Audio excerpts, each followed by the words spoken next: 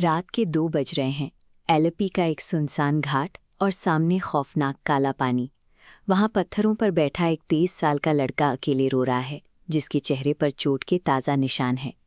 कुछ ही देर पहले गुंडों ने उसे बुरी तरह पीटा और उसका फ़ोन, पैसे और सारा सामान लेकर फरार हो गए। अब उसके पास अगले वक्त के खाने के लिए 1 रुपया भी नहीं बचा है।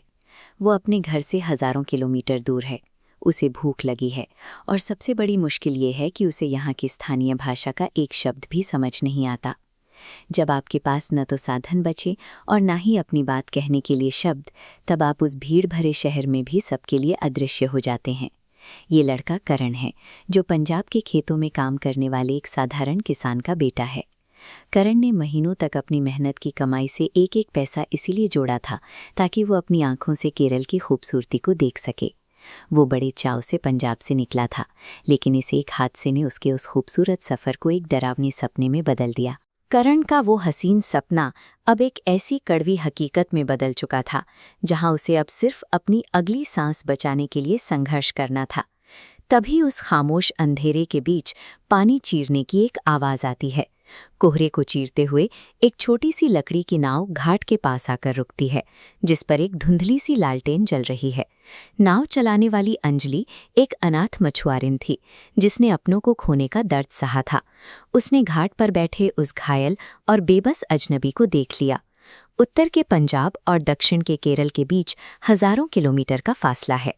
करण और अंजलि के पास एक दूसरे को समझने के लिए कोई साझी भाषा कॉमन नहीं थी। वे सिर्फ टूटी फूटी हिंदी और आंसुओं के जरिए एक दूसरे का हाल जान पा रहे थे। अंजलि ने उस रात एक बड़ा जोखिम लिया।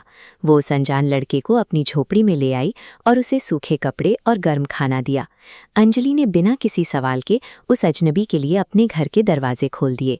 उस रात की मदद के पीछे कोई सौदा या शर्त नहीं थी। करण ने तय किया कि वो अंजलि पर बोझ बनकर नहीं रहेगा और उसकी मेहनत में बराबर का साथ देगा। अब हर सुबह सूरज उगने से पहले करण और अंजलि गहरे पानी में भारी जाल फेंकने लगे। करण धीरे धीरे मछलियां पकड़ना सीखने लगा। वो दोनों दिन भर की मेहनत के बाद पकड़ी हुई मछलियों को बाजार ले जाते और धीरे धीरे करण की आर्थिक स्थिति में सुधार आने लगा। पानी की लहरों के बीच घंटों साथ काम करते हुए उनके बीच एक अनकहा भरोसा पैदा होने लगा था। अब वो एक दूसरे के लिए अजनबी नहीं रह गए थे। करण और अंजलि का ये रिश्ता हर दिन की मेहनत और एक दूसरे के साथ खड़े होने की मजबूती पर टिका था। एक दिन नाव पर अंजलि ने अपनी सबसे बड़ी फिक्र जाहिर की। उसने पूछा कि क्या पर्याप्त पैसे होने के बाद करण उसे छोड़कर वापस अपने पंजाब लौट जाएगा। करण ने तुरंत अंजलि का हाथ थाम लिया। उसने कहा कि जब दुनिया ने उसका साथ छोड़ दिया था, तब अंजलि ने उसे संभाला था और अब वो उसका साथ कभी नहीं छोड़ेगा। करण ने पंजाब में अपने माता पिता को फ़ोन किया और उन्हें अंजलि के बारे में बताया।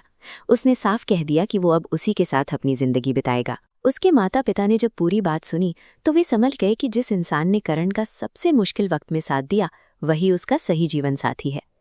उस रात एलपी के घाट पर करण ने जो कुछ भी खोया था, उसी नुकसान ने उसे अंजलि के करीब लाकर खड़ा कर दिया। एक छोटे से मंदिर में करण और अंजलि की शादी हुई। 2 अलग अलग राज्यों और भाषाओं के लोग अब हमेशा के लिए एक हो गए। ये कहानी हमें दिखाती कि प्रेम और मानवीय संवेदनाओं के लिए राज्य की सीमाएं या बैंक बैलेंस मायने नहीं रखते। आप अपनी राय दें। अगर आपको चमक धमक वाली दुनिया और एक सच्चे इंसान के साथ में से किसी एक को चुनना हो, तो आपकी पसंद क्या होगी? अपनी पसंद और इसकी वजह मुझे कमेंट सेक्शन में ज़रूर बताएं।